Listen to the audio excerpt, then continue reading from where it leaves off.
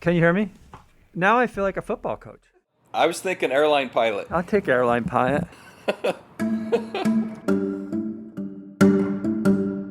I'm Jim Ryan, the president of the University of Virginia, and I'd like to welcome all of you to the first edition of Inside UVA. This podcast is a chance for me to speak with some of the amazing people at the university and to learn more about what they do and who they are. And my hope is that listeners will ultimately have a better understanding of how UVA works and a deeper appreciation of the remarkably talented and dedicated people who make UVA the institution it is. Given the upcoming football season, I am thrilled that my first guest is head football coach Bronco Mendenhall. Bronco, welcome and thanks for being here. Oh, it's my pleasure, President. Thank you. So I wonder if you could just start by telling us a little bit about yourself and in particular, how you decided to become a football coach and how you ended up here at the University of Virginia, where I will say we are thrilled that you're here.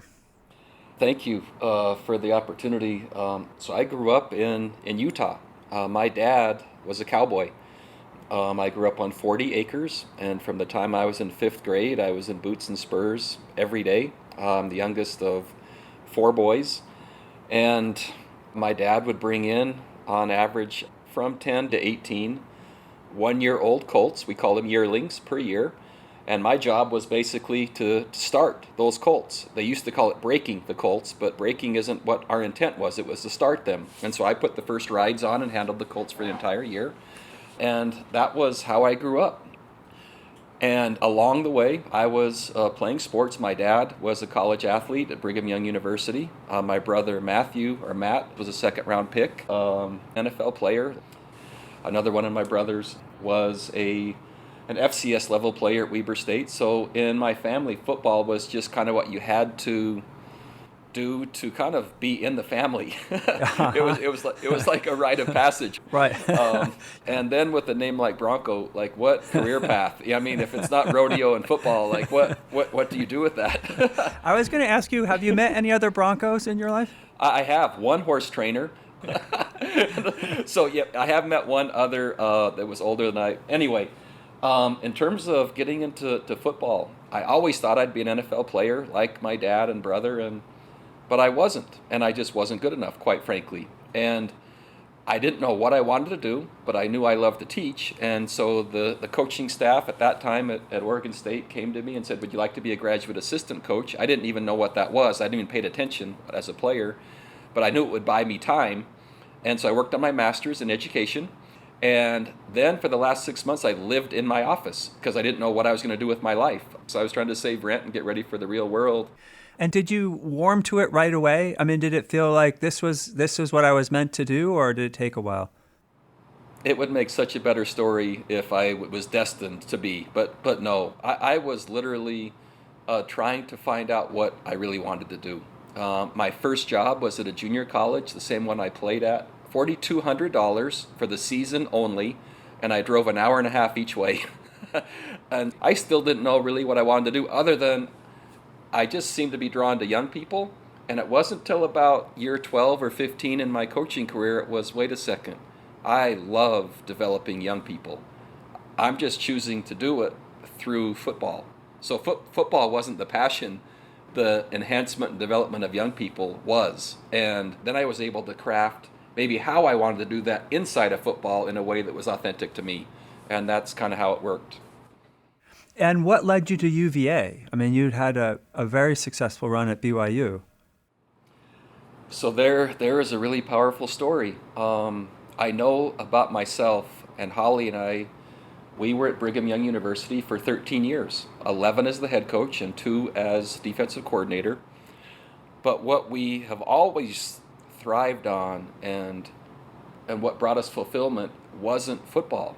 There had to be something more. And so at Brigham Young University, I am a member of the Church of Jesus Christ of Latter-day Saints. BYU is owned by that church, and so there's a faith-based component there. And so, right, if you're thinking about real values or reasons to do something, yes, here's the development of young people. It's through football, and there's a faith component. Well, after about 11 years, Holly and I were talking one day, and we started just thinking about what were our best memories. And they were all at the beginning of our time at BYU, where the program had 3 losing seasons in a row, lots of honor code violations for their version of the honor code at BYU, and the program was just struggling. And man, I had never been a head coach before, and we made it back to postseason our first year, and then we went 11-2, 11-2, 10-3, 11-2, and I saw the joy on these players and these community members and the school, and I saw what was happening, and I was like, this is unbelievable, because I really didn't even know what I was doing yet. I mean, I was trying hard, but it's like, this is like miraculous. And then there was a contract renegotiation, and I was like, what? Wow, what? But my wife and I were talking after 11 years, and we both got this sense that there is more, and there is somewhere else. And so the search firms come every year, and I'd always just say no. And this time I said maybe, but if. And they stopped, and it was like, wait, what? And I said, if there's a place that deeply cares about something more than football, who competes at the highest level of college football, that has the highest of standards, that needs to be rebuilt. If you have a place like that, then I could be interested. And so UVA at that time was not having success, hadn't been to bowl games, cares deeply about education, right? And the development of leaders, young people. And the alignment was so strong and so powerful. And my colleagues were like, wait, what? But the people that really knew us was like, oh, wait, that makes complete sense. Because I love challenging things, and I love building and becoming and making and the fulfillment. And so we're leaving a program that we averaged just under 10 wins for that whole span. And now we're coming all the way across the country, and I invited 14 staff members and their families. They all said yes, the most little kids in all of college football. And so here's this whole tribe of people that are coming, and then we start 2-10, which really was just the epitome of where we were starting from. And our intent was a long-term, sustainable build and program that could become exceptional. And then it went from 2-10 to the Orange Bowl in 4 years. So it's just been a remarkable journey, and then the pandemic. Anyway, I chose UVA intentionally because of the values. Well, it seems like a great fit, I have to say. So I wonder if we could switch gears a little bit, and you could talk about the mechanics of being a head coach. What goes into that job? We see you on the sideline with headsets on, but we know there are defensive coordinators and offensive coordinators. We also know recruiting really matters. But can you give people a sense of what your actual job is as you see it? Sure. The easiest way, and I would say the most accurate to frame what a college and a Power 5 head football coach is a CEO. I am basically the person that's in charge of everything. And so there are different departments within my organization. So there's a personnel department, right? So there's a director of player personnel. There's an offensive coordinator who basically is the director of offense. There's a defensive coordinator. There's a special teams coordinator. There's the director of strength and conditioning, right? Then I have basically a chief of staff. There's football operations. Then there's those involved in community engagement.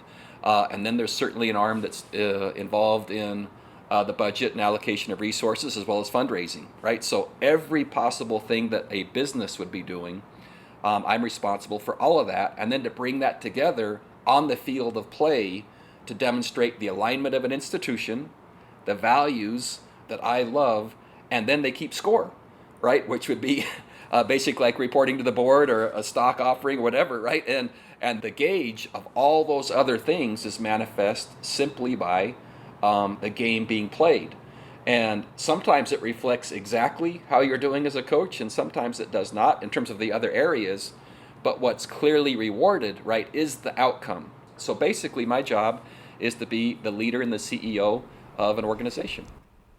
And how much of a role do you play directly in recruiting? Because I've heard told that at least some recruits come out to your farm and you put them on one of your horses. And I guess most people would ask you, how do the recruits do? I want to know, how do the horses feel about that?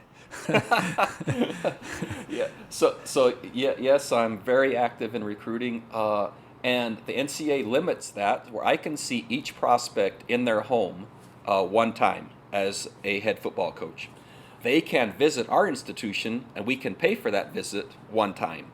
But there are clear directives in terms of how much we can call, how much we can text, who does it when. So that's all part of the rules. But the first thing that a recruit does when they arrive at the University of Virginia is they throw their bags into their hotel, and then they are out. My wife and I call our place the HB3. Most ranches in the olden days, there was a brand, right? And you'd ride for the brand. Yeah. And so our brand is the HB3 Holly Bronco and 3 boys. And so the recruits come out to the HB3, and the very first thing they do is they're on horseback. Most have never seen a horse, let alone been on one. It really isn't optional. And so they're coming to do something magical that they've never done before, and that's get on a horse and be taught to ride and have this cool experience riding around our property. But what I'm learning is, how does this young person approach something new?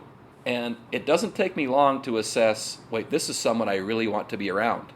Or maybe not, regardless of what kind of player. But I'm learning this is a young person that's willing to take on new things, hard things, with a smile, encourage others, because we usually go in groups, myself and 2 others, and it's amazing what an hour on horseback with 2 other young people who've never done that before, and by the time we end up coming back around, these kids act like we're coming off of the range from Abilene to Lubbock driving cattle, and they're sitting in the saddle and they're joking, and they swing off, and like who they've become by doing something new, and the relationships we built really allows me to say, yes, I want to see that person every day for 5 years, and or it goes the other way, and it's like, I just don't think this is going to fit, and so the horses are just so helpful to not only provide an amazing experience, but for me to assess, is this someone, and maybe for them, wait, is this the coach I want to be with? Is this kind of coach I want,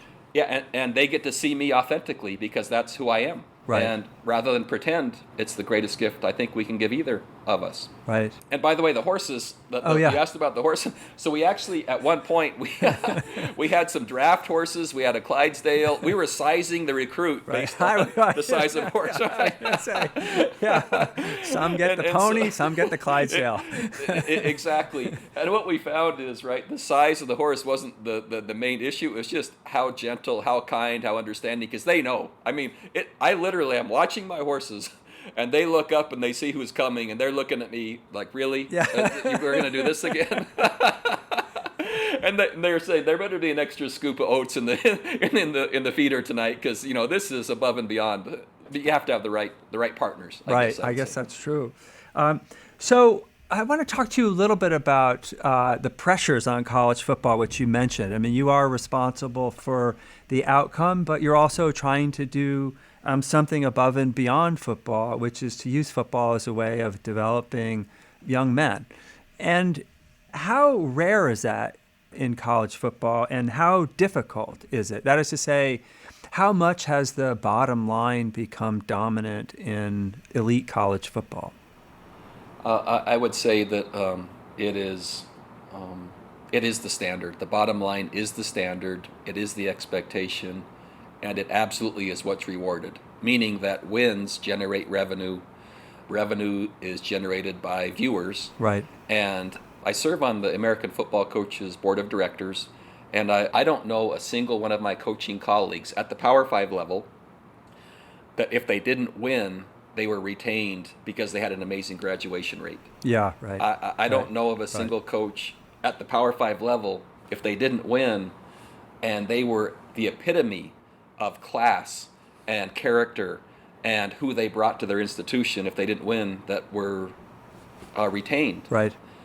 So the bottom line is absolutely driving it. However, that alone is not compelling enough to me.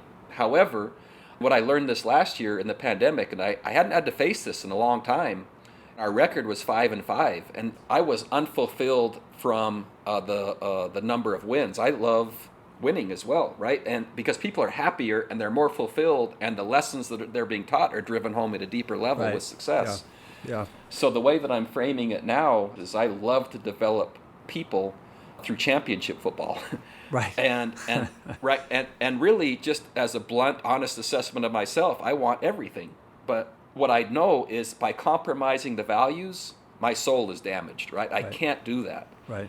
But having amazing people and promoting those values without the outcome on the field, I'm also not as fulfilled. And so the pressures, when you have 125 young people in your program and they all have choices to make, as well as then an organization that's well over 200 people and the choices they make, and I'm responsible for everything, my phone is by my bed. And there literally is an always available mindset, because I want the institution to be exemplary in its ideals and how it's represented. I want the young people to have the very best chance to make great decisions while these kids are learning and becoming adults, right? And so the visibility and the scrutiny through social media and how fast that happens now is really a brand new era of the development process of young people. And those stresses and pressures are real. I acknowledge them all. And really, every team meeting every day, we start with a segment called The Best Day Ever, which is just acknowledging the real values and the real principles that drive human success and fulfillment and joy. And we try to provide that anchor every single day before they enter into this world where they're visible and being judged for how they play the game, right? And I found that that anchor point every single day gives us our best chance. Not a perfect chance, but our best chance to help these kids and all of us in our program to do, maybe just be the best we could. And I love your words, to be good and great. Right. We want both. We want to be good as people in every possible way. Good neighbors, good classmates, good teammates. But we also want to be great in what we do. Yep. And so when you said that, it just was like, oh, wait, we're from the same tribe. Well, I think it's possible to do both. I mean, and I think it's absolutely what a place like UVA ought to be striving to do. It is possible, and unfortunately, at least at the Power 5 level in football, most are viewing it as, why would I, and it's too hard, because that's not where the reward structure is coming. But my internal reward structure and system is, I have to have the good part, right? And just to have the great performance without the other, what are we really accomplishing other than putting a game above things that are so much more important in terms of human values? Yeah, exactly. So last season, obviously, season unlike any other.